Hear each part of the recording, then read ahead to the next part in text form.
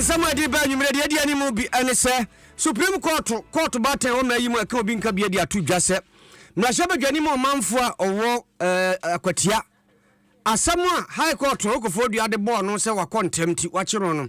wo ma ne kwan no nyina no Swafo no na hwemai ahoden ne aso de atudwe kyerem se asantemantam ane kanea prefon se de wa case su dua sa asantemantam agyina ne naso se kyereben anka ne fotosamfo ana meka sei ene national security adwumayefo bi wapagya woro de makwa kogina se ne yese wasiwom yentwa mo damage Jinek for ene wade abeto dwade abasobon sempa ekwama soafo hwemai sikasam so enrada o mekọ homasem wade betu dwa no emu komodie baabi wo mu kyem se eyo mo de pa mampani ade ato asoafo be de akirefo ene wo mo aso aframu aso yanim se adwuma a woro mkọ akoye no omonya adwuma kronkron na aban ni so ade huna wona nsuo no emrem mahama ke amfimpim mienu ene aduonu nan to aba wo bo hye Ghana fo bo se wo ba wode beba no ene soafo a wona hwem omai apom din sam so wa pa ho ntoma mu nsam obeti ene nsam bi ka ho ye be kwa santimantem kropo kuma sim so akwaje afiri ho aba saa so na Facebook ye ne wa YouTube nso wa anti adwenkyere no ene boko no akere de ato onya teni enya mpo atwa ye ne saa maye na bibia enya kama na wonim se MTN de wode wonoma wode asem wo mo anie ese o manya mfinhia de osia nwotwe no wo mo se nhihye pa wo mo ayama wo no fa kono enu nti nhihye wo maye ne se we wo mo ma 6 GB data chese 10 cd pe na wo to na wode awurade emuye 10 cd po ye ma 6 GB data ajese de opese wode ye bia no otumi de identify ho bo MTN wo mo de ne mo de high sense or see everyday prices for everyday people one ma hyase atonioma ama Ghana fo nyina hu wonom sampa eba no home appliances dey a wo de na ne bo no fom yade a ekuta ne ma miensa che de dam ne udi nkomo no wo mo de odi wo home appliances e di dwuma fie a nsuro nyina ma hodene se bia beboka entwe kese ne ho so odene eche pa ansana akasa ayego enu nti ne mfinhia no warranty da so no ana odi di dwuma nso a wo mre eno so ne papa no ya gia tum 2074 ye bidro aje se wono mu a emo ahodene je ne padua no adwuma nyina yie titiri obi a wo sa wa obrebo wo mu jabroso yamkro osa ha wo no eno ani aduro beje wo no ne mre yade na sema Kalalink Plus eno ne chance papa DBS wo mo ayede aba na oto amfrinhia aduonu warranty chese ye de ani di akire saa de amam emfedi na mpili nso se de awunim no chese gina brane na ene de o me de concrete kra ba beka ho enti so ohia concrete de ade udwuma ohia blocks de ade udwuma DBS for wo ma papa chese wo di sida no a apetampe nsuo to awiabo egina nanso yeni yasini na so obedi usini a egina duro ade betwi usin eno nti na mekanfo pep student de ama wo apose papa no nie odi twi usin na asen 50 enkan bi ho na yafrim na chese ho aye odene dompa bia no etimi bom Franco Trade Enterprise phones ne ho akade no wo meda so gire dwadie no mu a se se de CCTV camera yi ene omanfo ani abere tutobi pa ene okoduma suase yi a nkoso hene ho na ye boafo giana wo de bia kobo ho ma nipa bonfo bia na mpotem wo no se ye yire no ani fa bi bo mpotem offices ne ade we ye configure mount phone so de ekoso bia no wo adwuma mu na wo ni tua ope phones so a obenya bi sa na ope smart TV bi wo ho the therefore air conditioner ni nyina Franco wonom eto bi abo e wabo mre mu MTN say my app MTN no my MTN app no on download ya download nya fe na obaye 10 star de we tietia eno ansa wo bowura app no mu a transaction bi apeso ye bia no na akontem e dia ma sa nyuma ko asedapie si nkoma won chance wo mo adawroma ena nwumre ya to am fie ne mu ntwo ne mtwa nyina so akenkanfo a ye kenka akase dia ma mo no eye me obri ya boa Fentem fremene nana ade munonkum afe yanye bre kase no yemungrem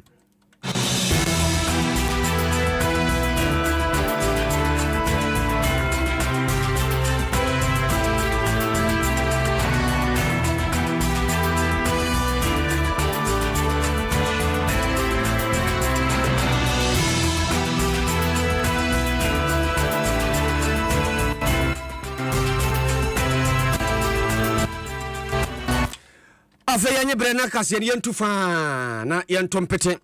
ene Supreme Court share se mrasha badwane de wo manfo wakwatia NST akumi woni andisi amanyoko na apotwe da wonum temo ewo high court we ka se contempt ya chi ntia mfa nkotum a ebepie supreme court yes da bi ye ntim fa ntum saa no asam na nkasa se ye mana kwanya mana kokana numu asam no se bebe mu se mamu ntie wo frɛ wo se ne wo mrampa otu aramoko ho no mo kwa na atemuafo atrans no mu ye num enum no emu nan ka se NST akumi akwanya wo homa no se high court ebusa no enum asam ansa na obebu na ten obu na ten ba ko pe no Justice Gabriel Puaman won ne ka se wo disenti nti Puaman disenti na esun wo ho na meka say asam no a yeso wonko no so nkonko yi na no nyame adoma ma busumi o mu yare de toso aduonu ensia na ye de asam na hye na nkrata efa temu no nyina ho no de o kirem se busumi o de toso aduonu baako na obeda no nyina die na fe o monsa ka bi sa tiefo be kaya kofo high court na da no ada o hye yesem na hye badwani yem omra wabu na tan sans waka kire de se mo nkomra hye badwa fie nkosai wakwa kosai enti wabu court animtia wabu na tan aka atemu ade be ma no nti omra na afidi ebe no yemfanye no na no ana ne mpanin so dimirika ali koda supreme court ka se dabi saa na mo a court yo kofodua atuo no enye ne kwan so sanse untimi mu ba kofo aten saa wo so ma na kwanwa ma oyi ne ho ano na fatemu obi wo ho a wayi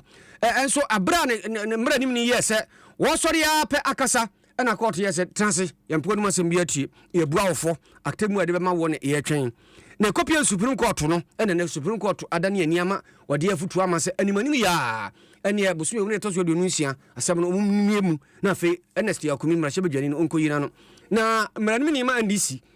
Isaac Minta asem ye de hwe fom a na wasem ka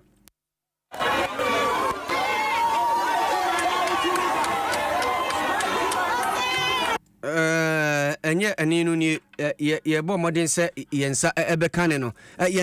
yensa ka die mranim ni a wono gina mu ma NDC amanyokuo pani akopre wakwatia na wanya odi nanimu eye Minta Labi Isaac Minta Labi no se yensa ka yebebum amamotie yanto aso na yenkonse fufrum na enne wo memra hye bedafie na eyasem ketwa soafo a wono ene hwe omei ahode ne so yewra George na po ekopiem wo ho ene yokoye panfo hyase busabusa ne nsam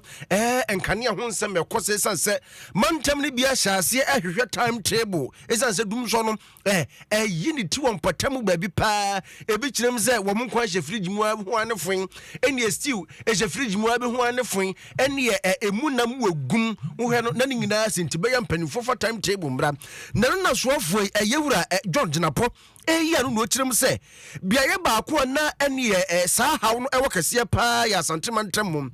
ene santimantam kumase de ene no mu kirem na nsan timamufo babonten be kasa se be ya soafo no ever timetable mbra musa se dum so no yini tuo mpatam ho ya ni krape na soafo ni ya no kirem se mprempren pa de wo betimi akasi su dua kaniprenye premfa se asantimantam kan ya sam de ne gina na so se kireben no chire mu a yentie mra sebedwafie wabra wo yi sansem no ano. Let's look at the cause of the outage in Kumasi and in the Asante region are in twofold. Let's look at in December 2024, a major fault occurred on some underground cables that supplied power from Gridco to ECG at the Ridge Bore Supply Point substation in Kumasi. Unfortunately, there were no alternative routes to facilitate power evacuation and supply. What it meant is that in December 2024, when that major fault occurred, the system had not been configured to have an alternative route to allow power to evacuate. And so from December through to January, there were several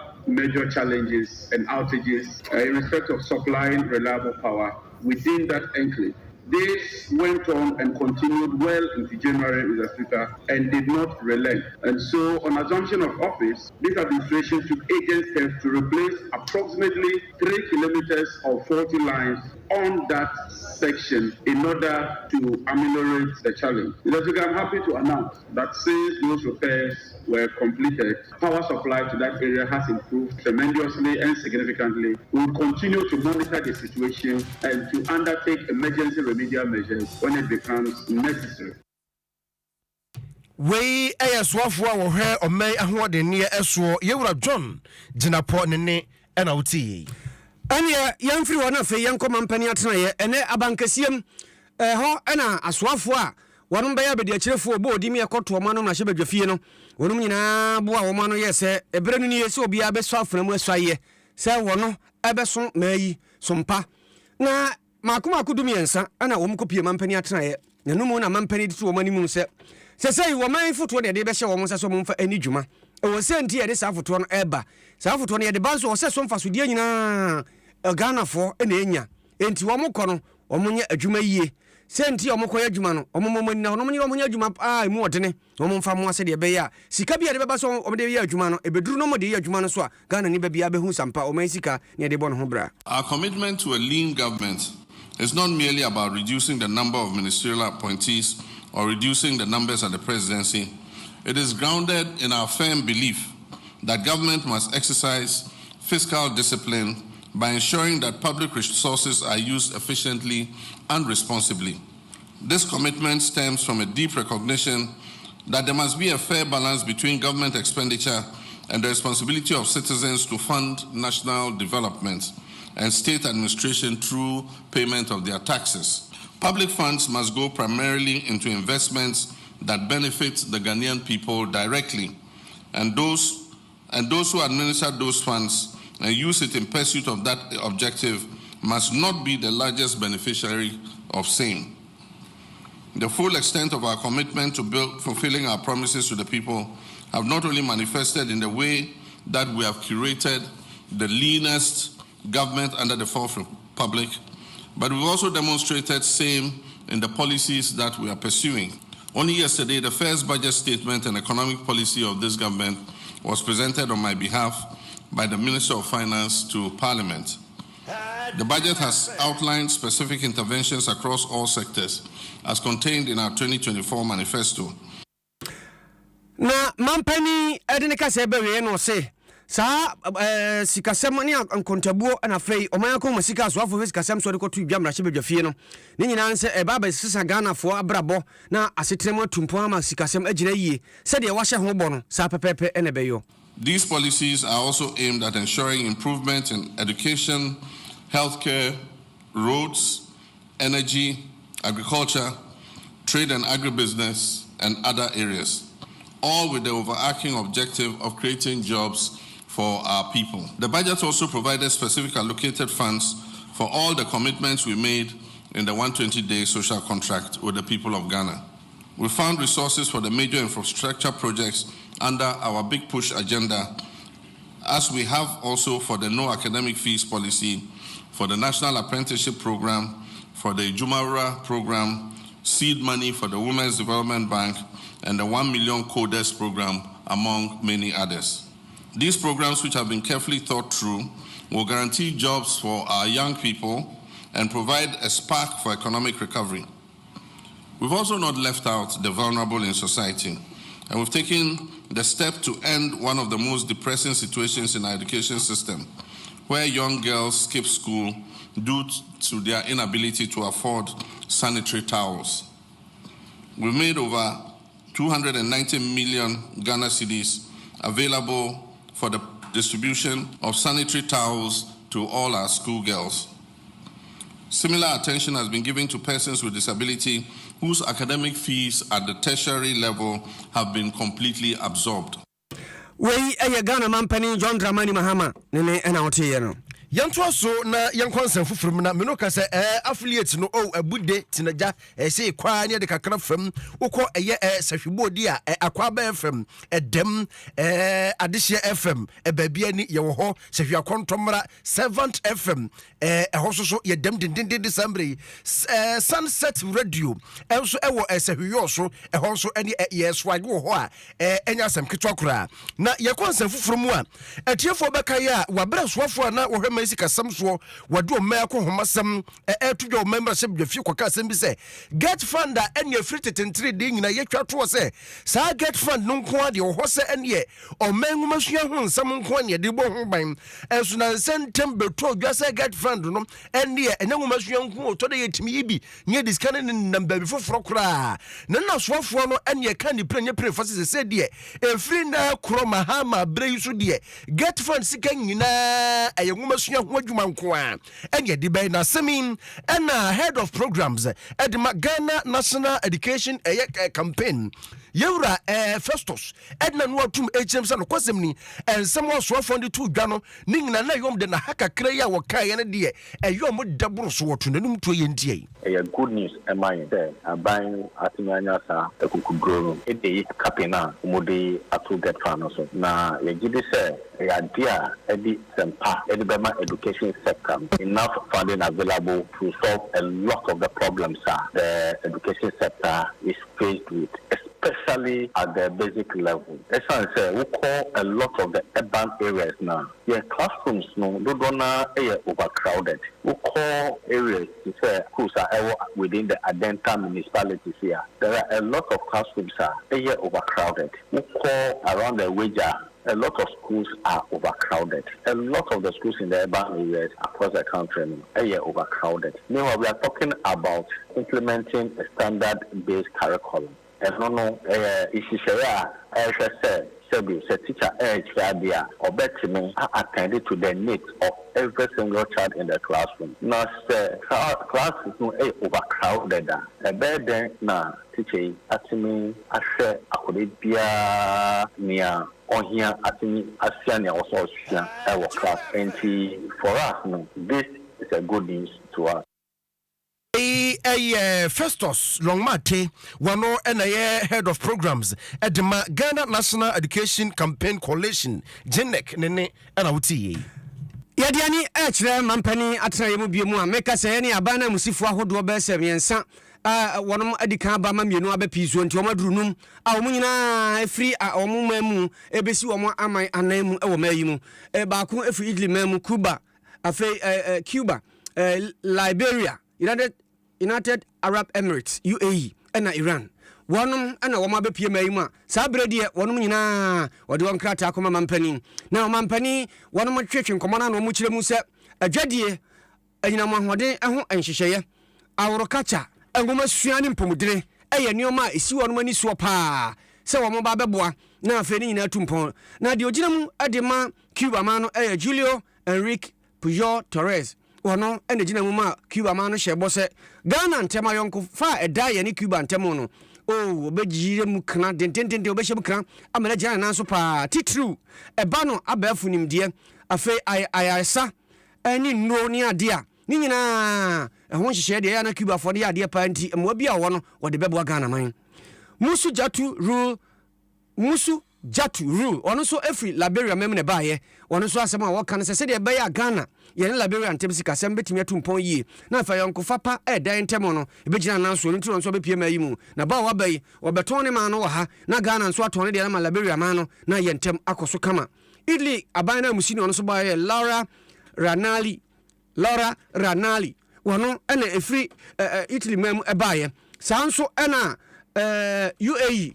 and so Abdullah Muraid Suleiman Muhammad Mandous, one also they see UAE anemu. Na Ali Gomshi, one Ejinama Iran, and was say Iran dear, or my imagine said Jedi power in the Ghana Bedian City in Titu, the Afanya Mahodino. Kuyayoni Musia, or Babu May Pa. Nana Ghana man penny John Dramani Mahama, one Mukasa Yapen or say. Any day in a Nije, and I was a pet, so I may in a Banu be a shabo. Now, Adiabako says so agenda 111, Ayasabia or ha, any best and what should be a kahon. Yes, ye, a big cross and good tree, and no, ya, Sabia who do a besha, Junimonia, dear, I want to share no.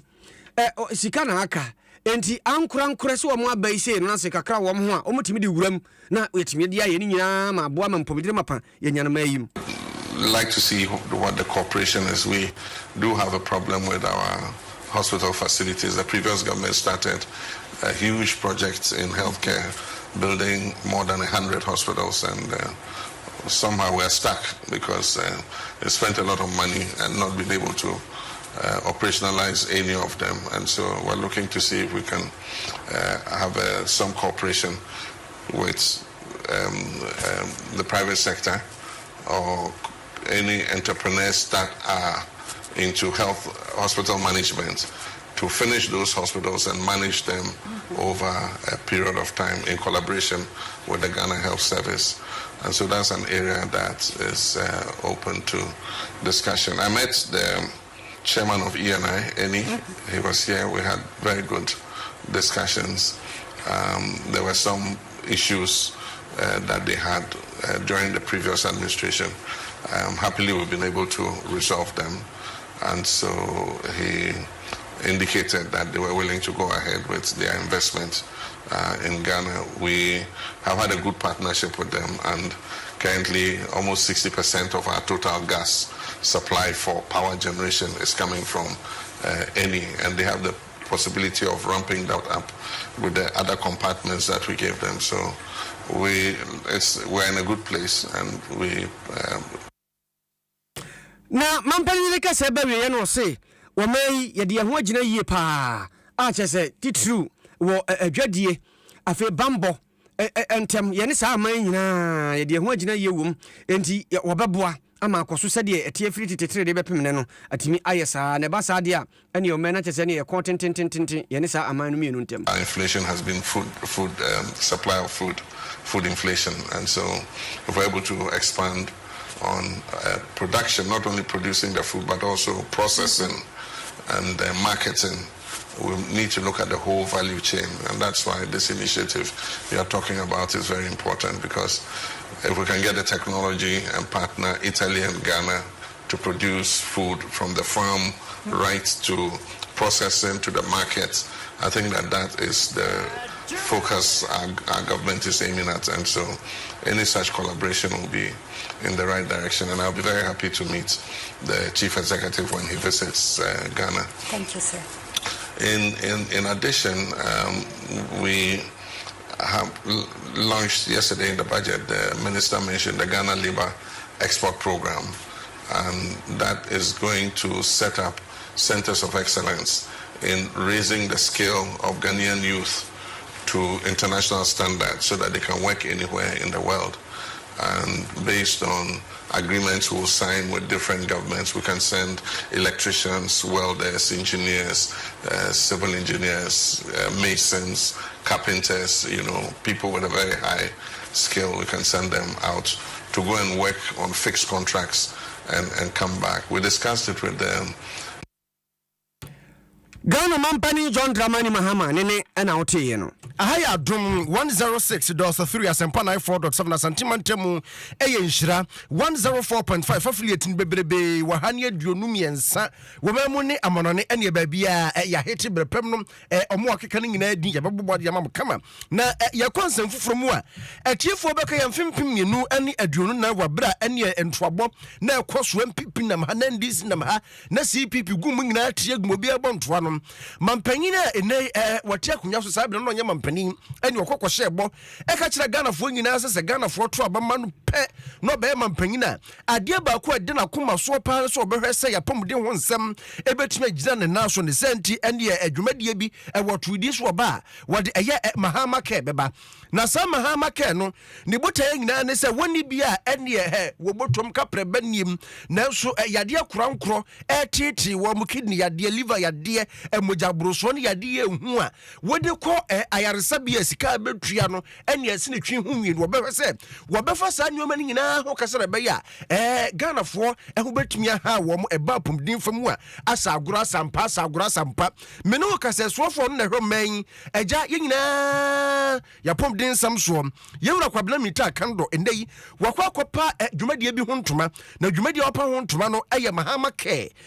ke no ampanifo hyɛ ho bɔ no ɛho ntoma ɛne ya pɛ ne nei wate committee wei ɛyɛ a technical task force wɔmo a ɛne ampanifo dwumadie ahyɛ wɔn sa wɔmo ba betena se ahu kwampɔn befa so a sa mahama ke no befa so yɛ adwuma ɛno kɔda nkyɛn sɛ kuo yɛ ba behwɛ sɛ sika bɛn na aban ne benya himfa ne benya sika no wɔmo bɛyɛ sa road map ne nyinaa kama ahwɛ sɛ sa mahama ke no ebetumi agina na so sofoɔ no wabra wɔpa dwumadie ho ntoma no ne nsɛm wɔde tu dwa yɛntie Ghana fo nyinaa te ase to aba ma yewa John Mahama ɛnura yɛ ready budget yɛde sika hyɛ mu sɛ yɛde ebedi saa adwuma no nanso ɛwɔ sɛ yɛ ahoboa yie ɛwɔ sɛ yɛde mmara egu akwan mu ɛwɔ sɛ yɛhu sɛnea ebetumi afrɛ obi kora sɛ bɛgye sika kɔsa ho yareɛ ne nyinaa mu no ɛwɔ sɛ yɛnya task force bi a wɔbɛboa yɛn na wɔmadi saa adwuma no ɛno nti yɛde nipa nkron ɛna yɛde asi wɔ sɛ ɔmo nhwɛ no mu ni saa adwuma wei wohwɛ saa nipa nkron no a ɔmo yɛ nkurɔfoɔ a woba apɔmuden nsɛm mu a ɔmo nim de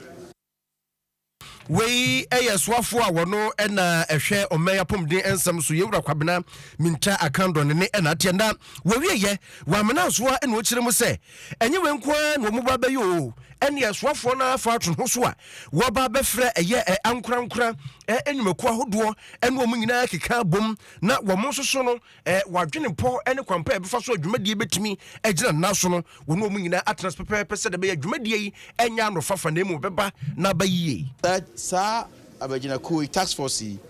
ɛna ɔmo ngyina hɔ na obi a ɔwɔ adwen pa biara na ɔpɛ sɛ yɛdidi dwuma ɛbɛyie no ɔmo bɛba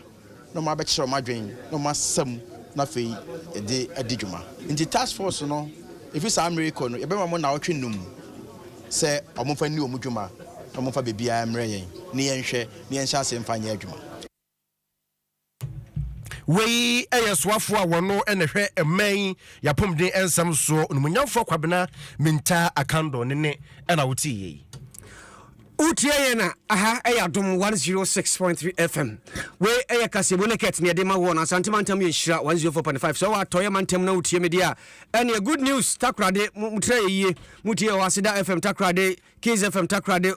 West Gold Radio takrade Radio Shama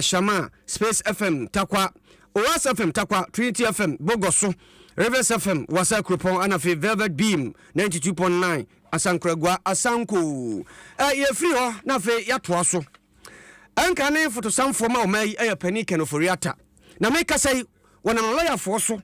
adin samankrata akoma national security se enipa mienu bi a wokan wono ho ye adwuma wo me nipa bi akobawura ne fie akotwa mfori na bra court ma wo kwan bi wo kɔgye samankrata bi amfiri ba bia ɛna makobawura fie ho wo kɔye a kyese ne sumu ayam ne kokoa ni private eniom gyese ba bia ne dan wo demu na gyanan so ho no se enye mmara na eka kye ose kɔ hɔ a woni ho kwan so kɔ hɔ no ɔmakɔbawura ɔmakɔye nso masa akɔtwa mfonyini na nipa mienu a wɔn firi nipa maako dum yenum ɔmakɔbawura fie hɔ February bo so ne de to so duba akono mu no ɛyɛ aposifo mpanimfo mienu okyerɛ mu a DSP Bismarck Boache ansa wɔno yɛsiw ne bi Chief Inspector Mensa wɔno so yɛsiw ne bi na wɔse wɔn trespass kyɛ sɛ wɔnom atia mmara tenten Ghana ha mmara pɛ na betu ama akwan sɛ kɔbɔwura obi fie na kɔ twitwa mfonyini na kɔ yɛ de opɛ abra yɛ kabam nka bi na wɔse oni hɔ otu kwan a ɔkɔhwɛ no ho yade o hɔ no nya ne nkra sɛ mmara bra bɛ hɛ wo fie ara nipa bi ababawura ha no na wɔse ne pɛni hwɛ ade wɔn ba wɔn ho atuo ni ade wurawura yɛ akɔwura ne dɛm mu ɛkyɛ sɛ ne nneɛma mu nyina wɔn kɔdɔ sodoso ne nyina mu wɔn wiɛ ɛna wɔn sa fa phone na wɔn video ya na wɔse deɛ tia dankara mu nkra ne sɛ enipa bi a wɔn wɔ ne fie hɔ a wɔn ɛteɛ no wɔn de ho bu ato wɔn so ama wɔn san ka kyerɛ wɔn sɛ obi ani ho kwan so oyi ne phone ɛwɔ fie hɔ ne nyina no etia mmara ti sadeɛ wɔn ayɛ no wɔn atiatia ne fa ahodie so sɛdeɛ mamra ma kwan no wɔn asa atiatia wɔn manfoɔ no wɔn hɔ fa ahodie so aka ho enti court wɔn twa wɔn damage kusu wɔn fa ngu sa mpanimfoɔ no so na wɔn ntua sampatasika kora ɛne ɔbɛgye sanso namu ne yɛde wɔn bɛtwiri mu a yɛmfa mu ntwiri mu na kyina bi wɔn tu anama wɔn ahu sɛ mmara ɛwɔ maayi mu enti bi ka sɛ mpanimfoɔ yi a wɔn national security ne deɛ nsamankrata soafoɔ a na nka no hwɛ sikasɛm so panic no foriata ama court de ama wɔn sɛ animanim yɛ a ɔmmra sɛ ni ano na ɔmmra meyi wɔn ho ano na yɛnto so ne kɔnsɛm foforom na mamintinsim affiliate no maka twɔ sɛ yɛduru wɔ ha ɛne aduonum yɛnsa awia no akwa boakyewa yi adɔm ɛne yɛdukumi bubɔ bi so a ɛyɛ so yɛba yɛde bɛkakra bɛkeka ho a Pure FM ɛwɔ takwa meno kasa yi ɛdamu hɔ dendendendendendenden radio ahanta ɛso ɛwɔ agona nkwanta ɛhɔ so so ɛne Kasiebo yi twam wɔ hɔ dendendenden Unity FM mpɔ ho ɛwɔ mo so so ɛdam Vision FM sahwi mpɔ what's it mpɔ ne atwere na sɛ ɛde mpɔ yɛ mpɔ hɔ ne hɔ ne no ano no tie ne kan what's it deɛ mpɔ hɔ ɛnyɛ mpɔ hɔ okay Unity FM mpɔ hɔ ɛdam correct. Tricky FM ewo inche ehonso so yedam sasuna Vision FM sahwide bi so ehonso so ye trend wo ho a enya asem keto kra Radio Silver also ewo secondary ewo so ye ginam West FM alubo ana Sunday no ano me dem eno so yedam ho den eti obiri somna so de ana no ano me de na ate we Maria to mantem de nti se bibia ni hobio na se ho na sande ato aso me yanko anim ene ma mentu aso na yanko anim me do ko eye kwawu mpraye so na atiefo beka ya enche kura match busumi ewomi ni da na to so nzia ene Ghana ye je efa hudie Adom TV dwumadi afi bia ye die fufu party ene mu amu ba bia mu pa ni behweye mu akasa mu fufutele mu di ye emu nam ene keka ho mu nyina mu chili ya wibia na eno na emabi a ewo kwawu mpraye so edia desrede ekwama multimedia dwumakuo se wedia dabrako multimedia fo ye nyina ye nie wom dia desrede ma ye se ebeya fufuo party no afi kwawu Easter ne emabi wo wom hia fufuo party sanse wom kirem se ye slogan no kra na ye omode no fufuo party ye se di ohia ne ayowa eno mo kirem se kwom praye so de ene ayowa headquarters eno ho entino ye be fufuo party no ho a ebe balance equation ne pop ne senti wo de adesrade akwa multimedia mpanimfo se we de adabraka Adom TV fufuo party no be ya wontirem na nka fi kwawu Easter ne de anka yensa kirem ne nya no kwawu fufuo party who say for some years there be a Adom fufu party ewa Accra eye pa eye ya na show TV so eye nije ni kampanti yeso ye pebi mo fa bi mre wo ha enye nkrafo na da bi on benya enjoyment yeso kwafo ye kasa mo fa emra happy sem price so ye ya you pa wo ha ayu headquarters em price to fufu party ye stremo next year na eye to come no ye pa mo cho mo fa fufu party ni bi entwine wo ha ne so ye beba pa etimi ba Easter so anke ye pa ba Easter na ayu ahinkro ene kwaw emprise so yes Easter ya awo won na ba keze nti awo won ba bedi omo mo fin kran na omo di omo de no ebe ba bedi wa ha na ye nya bi ani nti senke ba da hu a enya Easter time a enka yen so ye ni beje ho we eya maybe wo kwom praye so ne nei wo mo de atojas we de adabraka ayowa headquarters wo ho ne de enka afi kwawu Easter no be ya anka yensa kirem na ka ne fufuo yi yemra ho na ka yemewo de ohia ne ayowa yi de nke no ano no na just a kwawu version of fufu party very good enya bad yeah ho so ayowa na kese ho yeah tika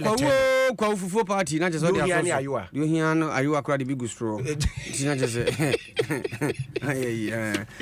kan ho ba Facebook be kan ho sesia na ye di mirikatente ko anwanso be kwai bibia ne anwanso be kwai asem asi wa no odene na esewani ense o ka kire kwa mo di ama no fama Robert tete na ya hwefo ne atiefo no omo bonwura ha no omo mra mehwe bia wonya mfrinhia aduasa baako abrante seni na me na fa ankene kan tirifa babia ni anwanso be kwai mansini mu ye babia ni kurumu ankasa ni nyina nsa abrante omo so su se wawia enwan mako nwotwe akwasi asamoa ne frɛ no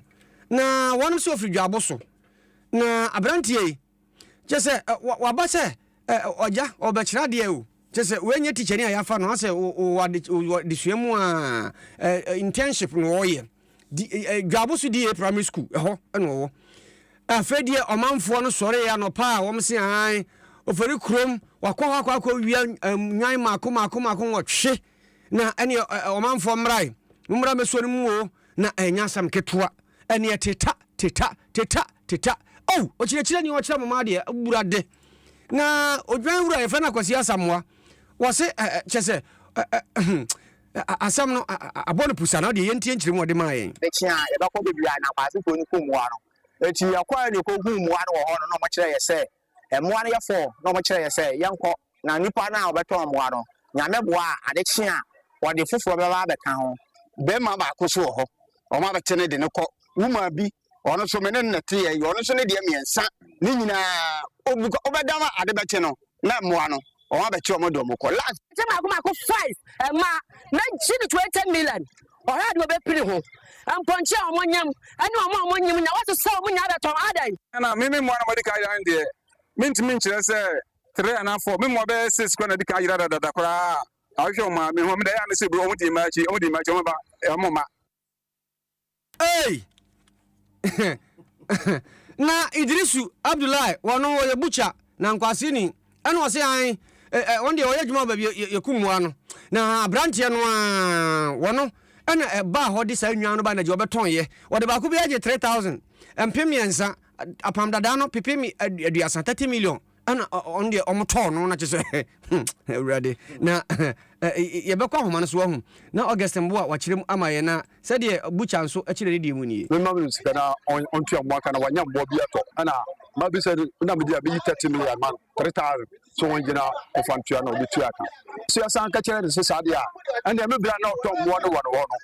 on frɛ ne sɛ yɛku we ma o ma sa yɛtɔn awie yɛsɛ on san fa bi mu da yɛ dɛ embra na we so mo wɔ hɔ yɛnku mu na wasa di 4 sakoche obi dia 4 sa ban obai na ye kyiro na ye de ne ba police so ye dia abra ene bucha Idrisu Abdullah na ate ne kana bra be he ene Facebook live no mo negu ka to no ma me nani abri o ma me nko August mbo ho ho na me musa no sanse di na ye mienu wo mu de he ene wi akwase asamoa ana se ha brantie no kra teacher ni no teacher okay teacher kwase asamoa no na ni wura no wo mo so adi ama August na kwa ba me yusu na abrante no oye obi a aban suku adesua ni a wo sua de aba ba kyira de ana se we akwa nkwanchen oh na de na oh na abrante gram fefefe sa na omo abobo ne mfe sa no ei August bom kyira yen oye teacher ni ankasa na se we no o ese private ayi bi na oba be wura ho obi wotre abrante kwasi asamwai ewo gronu bi a ewo pidie ne ahia so be kwa ya so oporikrum no kwa ya ofa so wotre ne che otre mu se dwabo so na wotre aha na wotre ade oye ne intensive so wakọ technical gd ewo bialamta college of education na dwabo so na oye ne intensive na mum wo ayemwa ayesa emwa bi okwa koto mo ewo kumase na otemu se oduru kumase no ena basa na chata ofa se odekono mechi no ekobie boot to bie boot na na se emwa ni nyina ejane ye ena no ye se saade asemo a okwa koto kumase no se omu nyina asi na se wo mo jane dia ene onyanko kumase ni bi obesi bi ni wono na se wahwehwe emwa na ayira no eti ochemu se ohwehwe emwa na no okonwu mako enan eno ye se saade a ode emwa no ebekọ mayanka na ye se wakwakoto emwa no pepo eti ode emwa no ko mayanka no na mayanka fo no se temu se nipa ku bi aba ho no mu a wabebo mama ne se omunwan ayira na omohwehwe nyan ne sa nya de se omohu nyan ba bia eti omode asudia na so mo ba be report akire buches na ewo sa amanka hono say so bi ba na so ode mo bi eba hono ma onyo mo sitire na o ma be say bia omo ayemo ana eti abrante ba ya obeton emo no mako enan no ebe mo no e na o tan so bo mo no ba say na mo no enyo mo ani ebie wo tirim na ode beba na oba beton e de ama omo a ewo sa amanka hono e na mo so ji pinye so yi wase eti emna se ni pa ko ni ba ya obebo omo ye adwuma man ka hono se omunyan ayira no ana mo so e ka te sa fo no se obi aba hono e di nyan mako enan abre omo ato na emom nipa no so asan aye se enyan no ebiem e wa tire atire wodbeba ana omo a onyan no ayira no bi sa man ka fo no se na enyan na odeba no omo he ana o kire se enyan nan na abrante no deba no omuni eti omunyan no ayira no kose nyan no na yese omunyan na ayira no omo na jija hono mono Augustine jina ho Augustine obi jina ho ansa odi oba Facebook live enwan no omugu taxi bito oba be hu omugu taxi bito sa na abrante no nyame anim nie abrante kama kyese baby ko training college no omo Jesse ehye no na nyame anim ni ene kromofo meka se mo anya de eburo we dia no den teacher nipa mu yense na Augustine na wo si omo ponche no omo de no omo ahye ne nso omo hunu ya hu se omo de na se okay teacher asamase ono ne de omo nye no duduo mu omo nye no duduo mo se omo ekasa nyina o se ma mi bi ba de kasa ene no kasa ne ni abre pa na ni abre se kakre se na inu bi no mo nye no fie nye se yo omo ase da ko sada tie na idea abrante na o sha tade yellow na watete ne sache se yenya na otutu ne nsa no ono so na ne dwan ka ho ana ne dia ka ho obi ade chi ne no abrante ne sande nyan mako ennan esande ba ho no na je say ayi ba ka fo e de ba man ka ho so ba be ton de man ka fo no e na man ka fo ne ye say na yemfre kofi momom rafe kofo ne ba ya enyan na wo sande be ka ho no omo dia teacher eno me say David adiwe de enye kuma tete bia eno mo no ti enye omafo bi na ba mo den say abrante ne ka kana na meku no mo abonti die mo omre no ko ja apost die ni a me no ka say wa post fakati a post so egu so ya temezi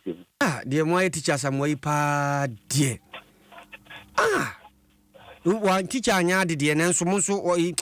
hofo no so mo anya de o mansusu ama bia nko teacher ho nua no so mo ho fe tim so o se kras do munya nuane padi ti o mo hihye tukutuku kama na teacher na ne boxer nyina wo yegu o sa no obi enye o manfo e ba ye be bo ana o se video ba ko me de ba na ase o mo gu so mo ti no bi afadua e be jan nten eti o mo a e wo no mo ahu ne ko na hwa bi boni betimesi ene se o mo pija no ba ko a o mo ne ko apolice for akaten eti enye o mo a na sen hu no mo body a nkane ya ka ne be sino na kan enya se papa but o mo a o mo nyan ayira no temu se we nye ne dikan o mo nyan mo ne sa na se ko anu pe o be se na aboa no o tu ayira be hwehwe aboa no bia nti je so mo susu se de ayira ne nyina teacher samwa o mo susu se ni ayira ni nada eye owura asamwa enebo sabra no ne din so de bo o de yem fancy ti ya no ahwe se ade chinchana de ombaye no se ne ho ato no sanse de omaye no ide epra bro pa bro ono ka temi se wa tira de ojabo so primary die primary eti wai sai na de mo tina no noko na ye di ko nya kwa tere a tere fo no so munimu no o munimu na ena bia lamta fo so no ye wa cheche fo bi number ente be fo na di ko ni kwa tere so se no kwese abranchi asamwai oba bia lamta cheche no ndi ni nyina so akoda coach fo mo Augustine mo we assign na to teacher assign so chirade ohopa no teacher ni pa training college aja obe service we dey assign enye se bia wo kwa wia asemo assign na to no go achire ni die training na edema mo training college ho no ebe ye din o manfo adwen chire no family no bi fam na enche ye nkokuma ase na teacher samwase na ro ile teacher ni ye nsa na em yo so teacher ni ampa pa dia asemo ana ne Samuel kunsu kodwo kurum was kwasia Samuel ehu ono nyasa chere na comment simple tu wase okronfotachu amwa pani tese wo munyina do mani be koso ye mine so Steve Ford also ediaba wase NDC never again 2028 ne dia wode eba ido no David misre ubrise o chichire ni ohun ti munya asade no amoye no ohun as munyina mpese mu huru no enye fine Kofi Parliament also ediaba was one saponji obiri amzo munyina se sa no be teacher dia yenya omho ne nkokumase yenko MTS me kanjo se app no pa bi na me patro download auto credit data momo na person ya mpacho no ano no unko star bibia na afi na ebetwa na network nyemfa nkusia wonya app na no ano no wa na wokro no Franco Trading Enterprise men kan trust phones laptops and computers papa wono na kofa about 40% discount and that's what you adwumatu ko Play Store ubenya phones ahodo TV ahodo air condition CCTV camera mpacho nyina wode bia ba 0246 422-338 na wafre Franco na wone no edi nkomo but twetwurusia no pane anwumre ebeboa wo papa na mmom aposin na edi twiri wo se no na ebe kire se wo se ebeye fe ebeye hwam ara se ebeye kama dompa bia betimi abom wodie no senye student ampatwo na bia de wisu no nhyeda nya intimpatwo ko no kopabi na muam panifo fa nkwadafa na bibia enko kama DBS men kan kire se ye ma 20 years warranty against fading entimepatwo dan no wasi say ya sore dan anase enkramofo dan edan ya wo dam chese edan bia edan edin dan da so nko ade roofing sheet papa de bekata so DBS fo den bia nchenso ni betoto ntimpacho wanya papa preko betwa ja wadwo 20 years warranty de mam 0248 844 444 Tontina 74 edro we yedu papa wo yade o wunjade onum binam wa pa kidney yade teteo liver yade tetu mojabroso yefunu yade chese yade bi ha wunya binum ebebo pa amwa se gina wona so biom nti de hia nso benya Tontina 74 for 0246 073498 high sense was say everyday prices for everyday people wono baby abeko bia wo mene wa enekro nti patronio medicine fie mafie yakono ye nika high sense father roma wo makofa dodo no a ede aba me patron asantemantam wo mu hotakora do behu wo motakwa mankesim oboa sesunwa tachiman chese babia tamale hohoi kofori dua achimota bachona chese everywhere you go high sense wo mu na nie 0302550000 upesa wodana wodaye na kronkron ema na ni timi wo sori anya hoden foforo ede kwaye wadwuma entontom yade a enye tese ntontom na eba no ebia hye walantin buto mani edin eye holy insecticide spray ne call enoa ene bebo obi eye kwa santimantem wen ye kwa santimantem yentumi kana amansa chiame kojo bimriku wonsomu na anana ko sansede zi teacher ne ka so smart chain class for no nimse class for no kura ni anwan chen mo obimriku oya krado dia somu na de teacher samu akofa baniye obimriku oya tubirikako obiri me da se masomu wa santema ntama he kro kuma se ya ha ehira 104.5 edia me jeso eye amansa chia me kwadwobe emriku na ene se woba mantam ne mu a dwumadi a yedi ne fia ha ya tudi kro mu nsem na kwadwodwa anto na paafo etena se na ne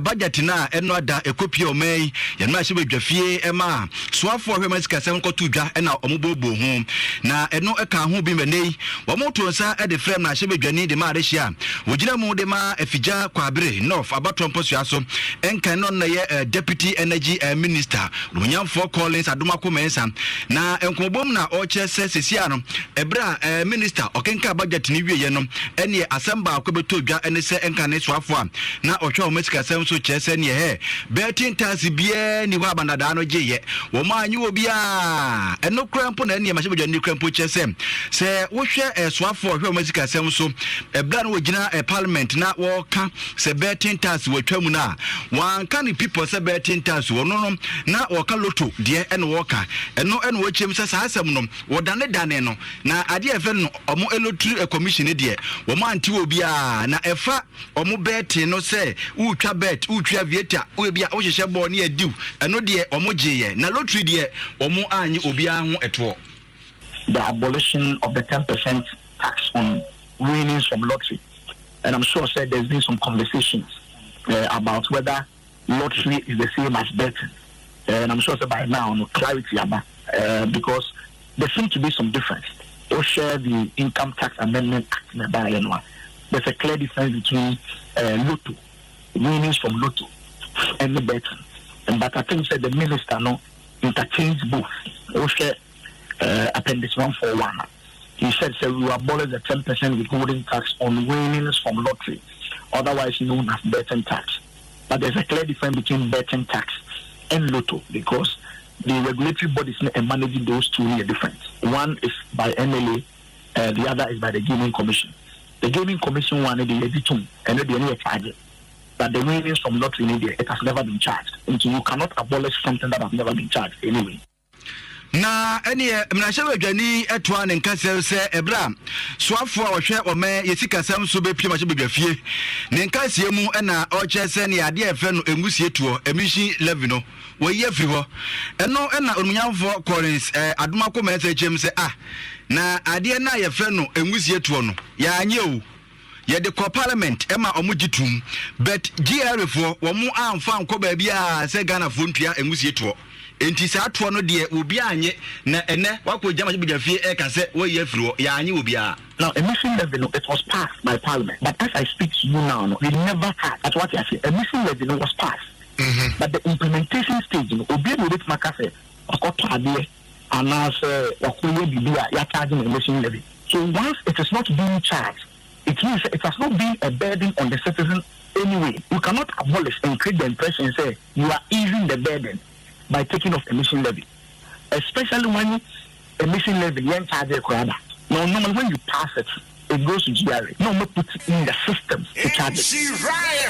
During the implementation of that system, setting up the system, I think they realized that there was some problem. They didn't charge it at all. But it was incumbent on us to make that clarity prior to this announcement, to show to the people, say, yes, you're passing, I know.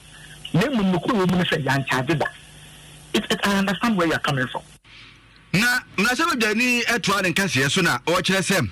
ebra na NDC for enya ema ban mu no etwa ba ko na eja wo mu etwe hu da repa ye COVID-19 level no na no na obusa Ghana for se no amutena TV hu amutie ye no papa ne ba ye no o ka COVID-19 level se eno no so no ye afiri ho wo se da bi eno no omo anya afiri ho ejina mpa mu de tie. And there was issue about COVID-19. But in this budget, they are looking at reforms with the VAT reform. Immediately, COVID-19 is not off. You'll still be charged COVID-19 levy. They will only implement the abolishment after the reforms. And our statement,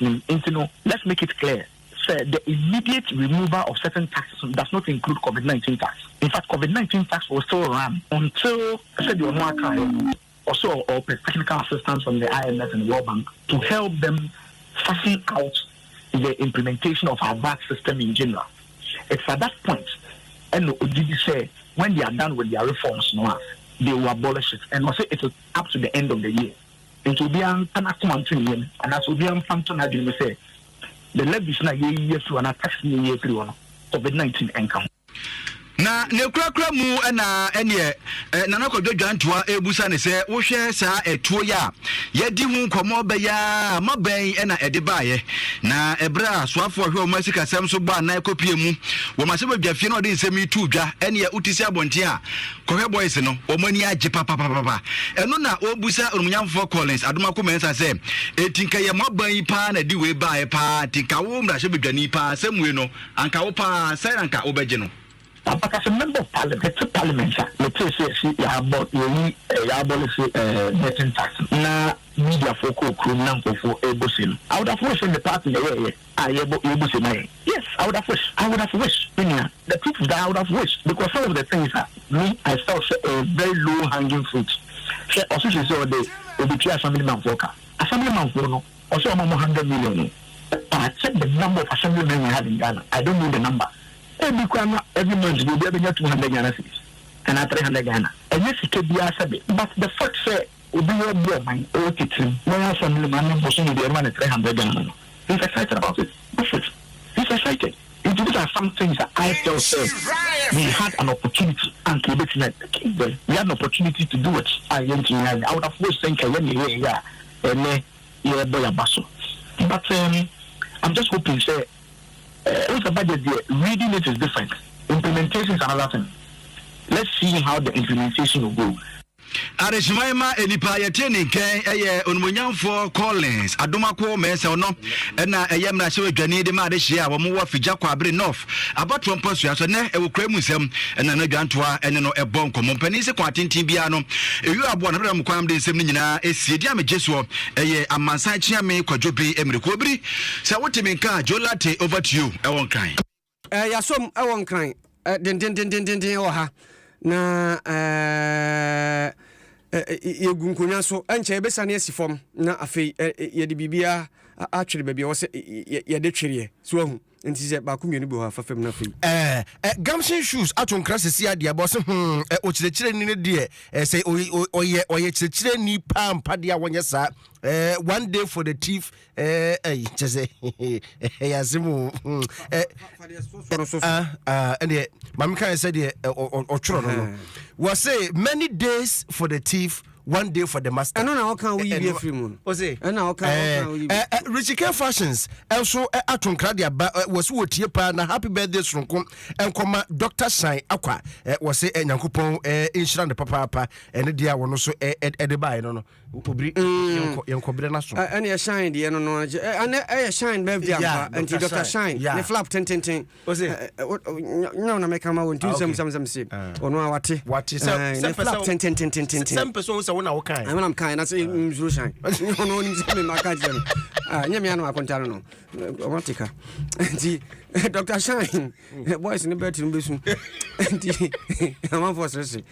happy belated birthday and comma Benny Hooper Ekua Hooper Benedicta Ekua Hooper CEO ma Benny Hooper Enterprise ono aye adwuma Lands Commission kofodua we everywhere maame anti comfort na esi aidan a wo kumase ehunua Estella ono so ka ho bi na wa boss Charles Owusu Champon o mse nyame enhyira o ma nkwatente ni ahode na obo ade enye obisa ade nyina mfama ho sabre de ha ne den krato no yedi esi akenkanfo no ye me obri ye boa fentem framene nana ade munonkum Facebook Live Robert Tete production team no de odi o nyina ni mu yakwam kulenu se uti se kase no ye biem dia na gese kosi agman so ene se mu ye sore na afi okoma nkraba make say Dortmund atikanti le ni odoma nkoma ye be dia no one Dortmund aye 1-1 kan ho begia ayi ne kan ho bra Minua se opese wodidi a twanu mumu wabre ne santen a wodi so wo supermarket a enu ade mumu se wo hu atare bia efe a ede wako